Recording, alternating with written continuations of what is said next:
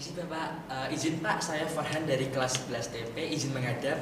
Oh, Mas Farhan, iya. Silakan Mas, duduk dulu Mas. Oh, matur nuwun Bapak.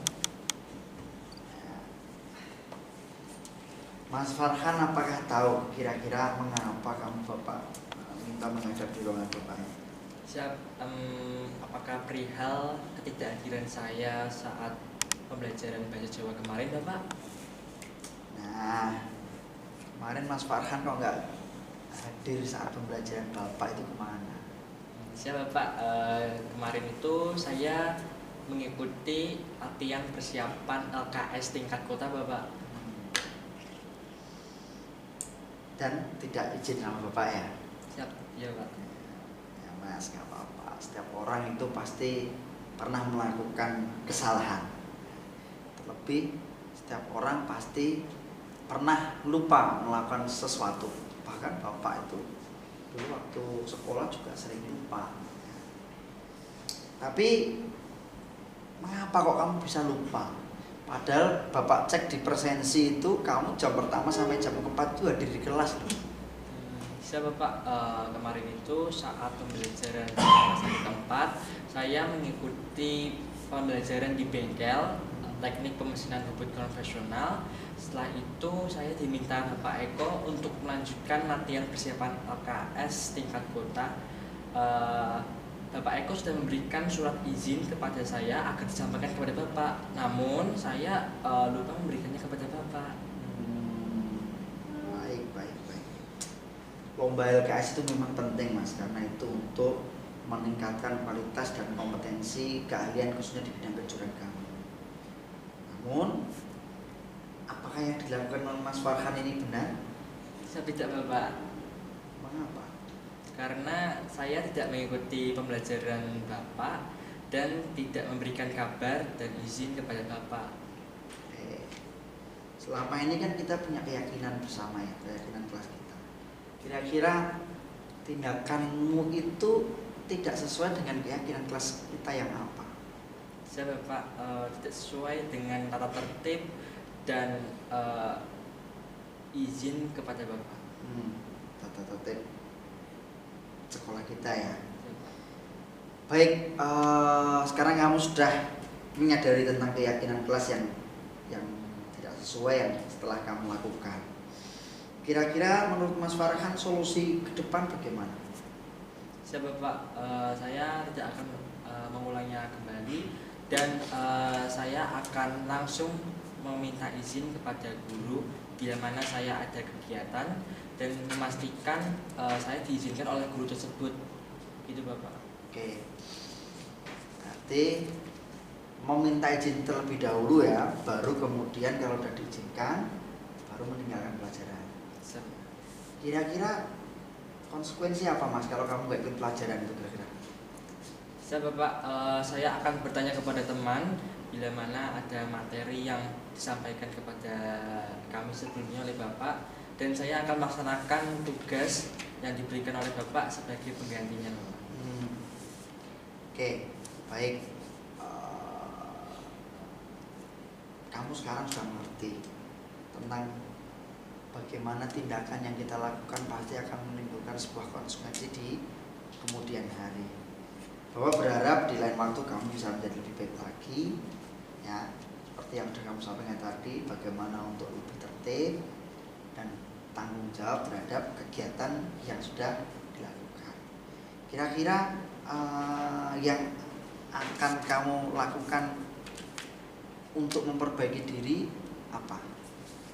Saya Bapak, saya akan lebih dahulu meminta izin kepada guru yang mengampu ketika ada suatu kegiatan dan bila mana saya memang tidak diizinkan, saya akan mencoba meminta petunjuk atau saya akan melaksanakan kegiatan tersebut setelah pembelajaran yang ada Bapak. Oke, jadi kamu akan berusaha memperbaiki diri ya, agar semakin lebih tertib terhadap aturan sekolah ya. Siap Bapak. Ada yang mau sampaikan? Siap, saya mengucapkan mohon maaf sebesar-besarnya Bapak atas ketidakhadiran kemarin dan saya akan berusaha agar tidak mengulanginya kembali dan saya juga mengucapkan terima kasih kepada Bapak karena sudah memaafkan saya dan Oke, gitu ya. Nanti menjadi lebih baik lagi ya Mas Farhan ya. siapa Pak? Oke, baik Mas Farhan, kamu bisa kembali ke kelas lagi untuk mengikuti pelajaran berikutnya ya. Siapa Pak? Terima kasih Pak. Ya, betul.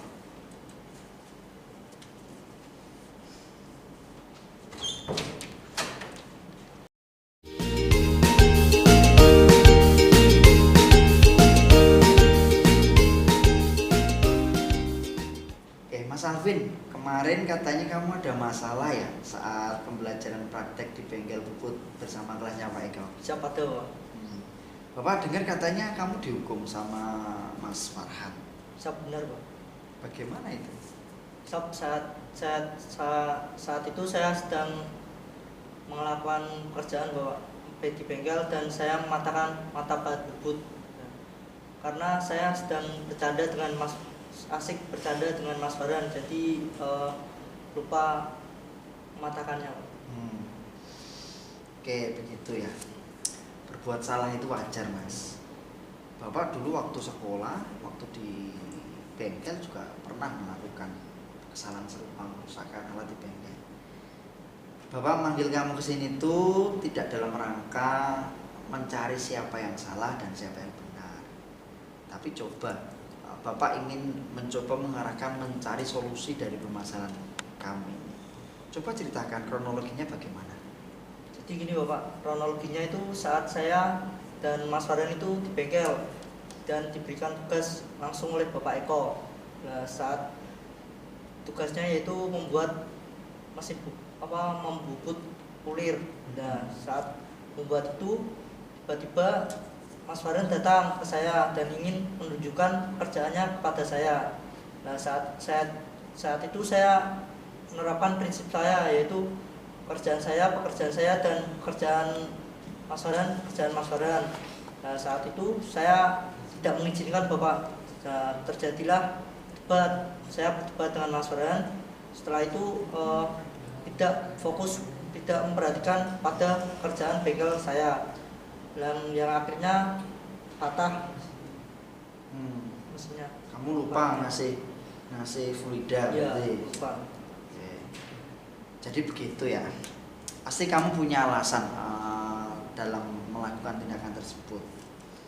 Mempertahankan prinsip, kemudian menjaga originalitas pekerjaan khususnya, dan tidak terpengaruh dari pekerjaan orang itu memang penting, Mas. Tapi kamu juga harus menambah sikap-sikap yang baru. Nah, kira-kira menurutmu perbuatanmu itu sepenuhnya benar atau tidak?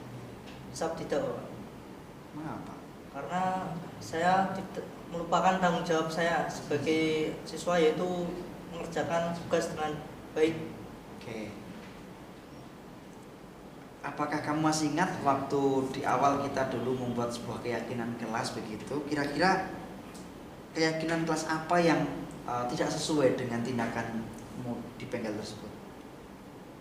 Keyakinan kelas yang tidak sesuai yaitu saat praktek di kelas bengkel, Pak, yaitu harus mengutamakan keselamatan kerja atau K3. Namun saya abai dengan K3, peraturan K3 tersebut. Oke, selain K3 juga apa? Terkait dengan apa? Praktekmu itu keyakinan apa yang tidak sesuai?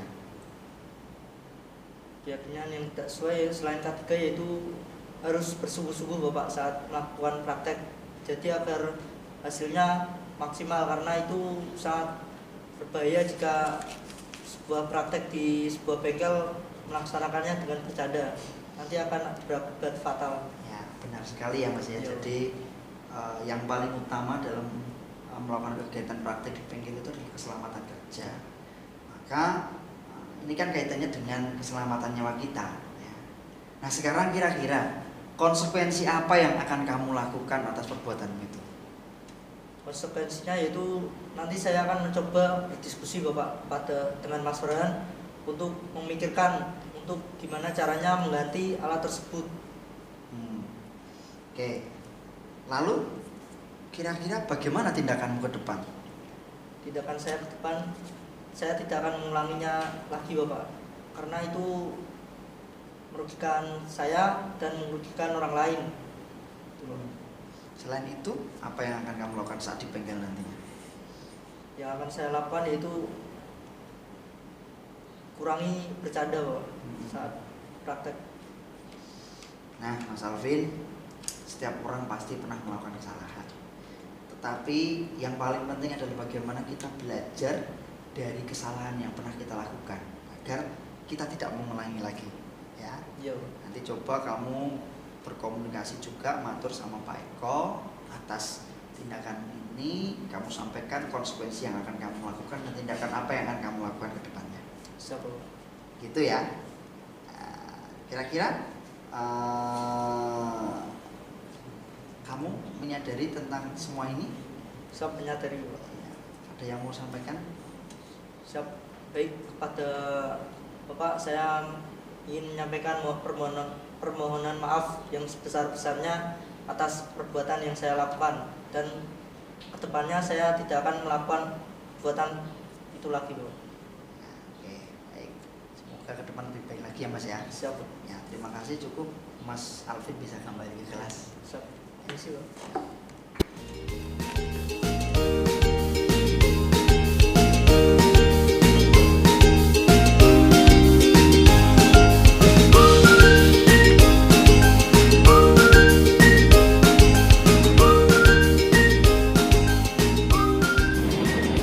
Mas Farhan, apa yang kamu rasakan setelah melaksanakan praktik penyelesaian masalah seperti yang baru saja kita lakukan? Siap, jujur ya, setelah melaksanakan praktik ini saya merasakan feel-nya itu adalah enggak terlalu dipojokkan atau merasa disalahkan, dan ini benar-benar rasanya seperti kita itu ditanya baik-baik dan diselesaikan masalah itu juga dengan cara baik-baik. Oke, kira-kira apa tanggapanmu Mas kalau misalnya di sekolah ada kasus pelanggaran, kemudian cara penanganan masalahnya seperti ini, kira-kira tanggapanmu bagaimana? Siap, kalau menurut saya itu penyelesaian seperti ini itu cocok banget sih buat pelanggar-pelanggar yang seperti itu, karena mereka ini juga bakal sadar ke depannya dan gak bakal ngulangin lagi kayak gitu. Oke, terima kasih Mas Farhan. Siap.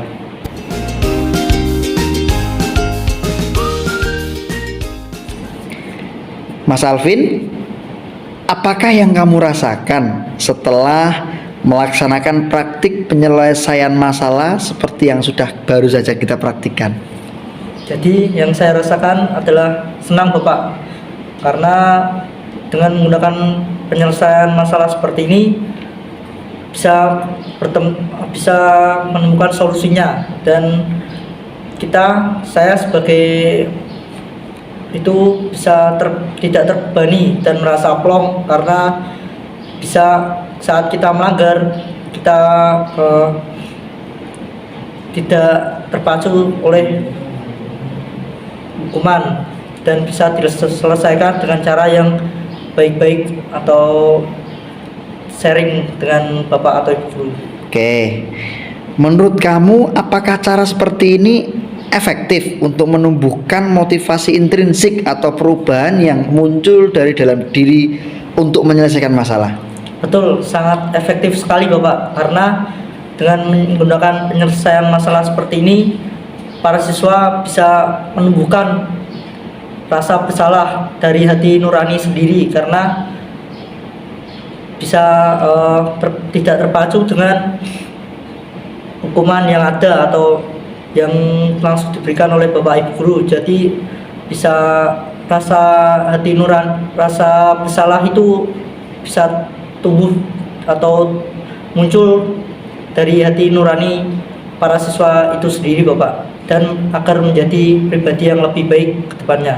Oke, terima kasih Mas Alvin. Siap Bapak.